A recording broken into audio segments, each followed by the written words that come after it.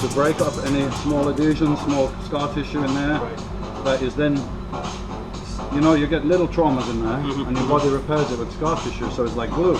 Yeah. So now it's not quite as flexible as it used to be. Maybe change the motion a little bit, put stresses elsewhere. Right. Slowly. And here to here. Yeah. Slow down. Bring it down. Slowly.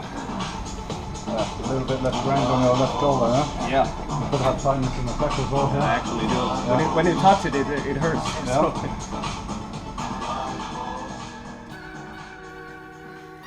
Since the early 90s, when weight training came along, next to hockey and athletics, Mr. Yates has been like a superhero to me. Learning from the best is a key factor on my journey this year. Today our main focus was on my sometimes stubborn shoulders and ways to make them function also in the future.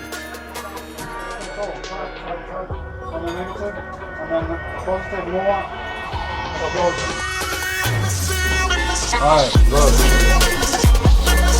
6, easy, good control. 7, again. 5, 6, stay back. Again. On, push, pull on, come on, let's go, come on. Push, squeeze it up. Okay, nice. Well done. Keeping constant focus on the movement helps you prevent injuries, and for a very experienced trainer like myself, that's basically the only way to go if you want to improve. Go it through. Okay, slow now, no, slow. Slow, very slow. One more like that, to the top. Okay, pull it. To the top, hold it, and slow. You're gonna bend the arms like that, yeah? And then, imagine they're stuck like this. So you're just pulling from here. Pull, no need to go. Yeah. Ding, at the top here, just keep like that.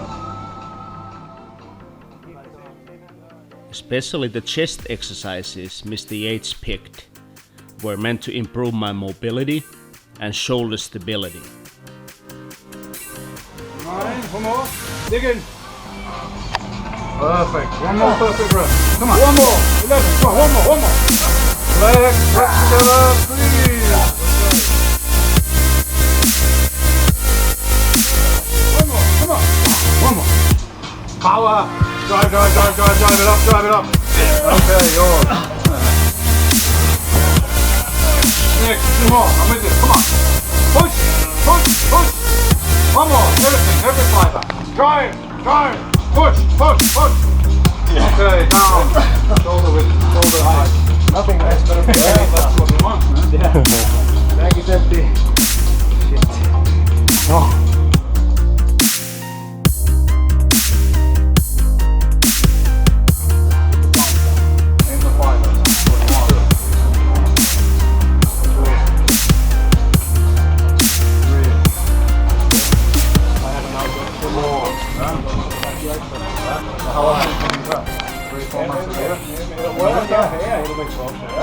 Just pull up bar, I have it there. Okay. Machine. Yeah. Mount it on the tank there. You put your sweatshirts on. Yeah. Let's get the form correction. Right. Empty tank, one more exercise to go.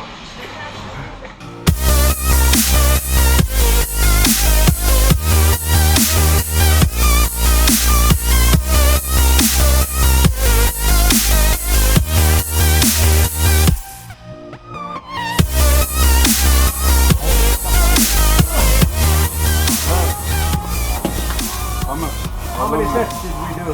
How many sets did we do? We did 3 or 4 on the decline. Yeah, 3 or 4. 2 on the bench press. 2 on the flies. 2 shoulder press. Okay, 9. 2 lateral raise dumbbells. 11 and 2 on there. Okay, so 13, 14 sets. 13, 14 sets. How do you feel? Exhausted. Yeah. Pecs are exhausted. The shoulders are exhausted. Yeah. And we did it in 40 minutes. 40 minutes. That's correct. Yeah. Well done. Thank you, sir. What's up to all the people in Lapland, Finland? I was there in '92, first Mr. Olympia, Helsinki. Yeah. So I like Finland. It's good. This is my gift for you. Have you ever seen one of these? I don't know, but I guess you drink something out of it. Yeah. Right? What do you should drink? Vodka, Alcohol? alcohol, hard liquor. Not like any red wine or anything. Ah. Just use it for alcohol when you have your cognac. Ah. And these are little lapis Oh. treats. It's hard to say, but I lost my father when I was 13. I left home when I was 16. Okay. I had, no real family support, no real education, things like that. And I found something that I really loved, and it seemed that I was naturally good at it to start with. And I thought, this is something that I can change my life, in one way or another. I didn't know that I could be Mr. Olympia at the start, but I knew this is something positive I can do. I was in jail when I was 18 years old for a few months. So a lot of things like that, and I found this thing, and I said, I'm just going to put absolutely everything into this. When I was a British champion, I opened a gym. So now I had a gym and I had a nice income. I was okay. So already the sport had paid me back. Right. Already, when I was a few years, I was British champion. And then I wanted to give everything to this and to see if realistically I could be a good professional. Right. For instance, before I competed, so we're talking 70s, 80s. Yeah. You'll see the guys who are training a lot more often, especially for competition. Often twice a day, chest in the morning, biceps at night or something like that. Right. And I felt this is detrimental, it's too much volume to get maximum muscle mass. Right. And I was training probably a maximum 1 hour workout 4 times a week, so yeah, about 4 hours with weights. Okay. But for competition I was doing more things like cardio, posing practice, things like that. So these take more time. Volume, yeah. I think cardio I was doing up to an hour and a half a day, like 45 minutes in the morning, 45 minutes in the evening, but it's not very intense. Yeah. It was more like fast walking, cycling, and keep the heart rates, moderate, like 120 or something. So it wasn't very intense cardio, which could cut into your recovery from the weights. So I think it had a big influence on everybody that was in the sport. Everybody started realizing they should do less, they should train more intensely, more heavier, have more recovery. So of course not everybody trained exactly like me, but I think generally across the board, everybody, you'll see they're doing less volume than previous, like in the 80s and so on. It's very different now. I have a shoulder injury, I have a torn rotor cuff, which I had surgery on, but it was not, it didn't take, so I have a permanently torn rotor cuff, which really limits my upper body training.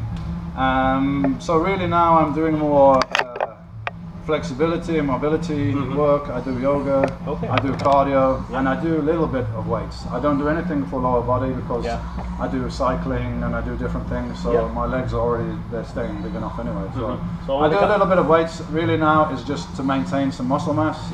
And my priority in life at 53 years old, ex-bodybuilding champion, is not to have massive muscles anymore. It's not really important to me. Now, as far as training goes, is to avoid any further injuries, to have good flexibility and mobility as I get older, especially around the spine, which has taken a lot of weights over the years.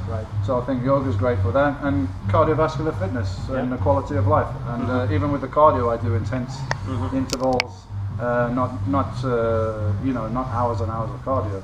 So I probably do once a week in the gym with weights, a couple of days cardio and a couple of days stretching and yoga. So that's where I'm at now. It's not, I'm not competing to be a professional bodybuilder anymore. I'm not 25 years old. I want to have the huge muscles. My goals are totally different, and sometimes it's confusing for people. Don't you feel bad now that you're not huge? And I'm like, I have no interest in that.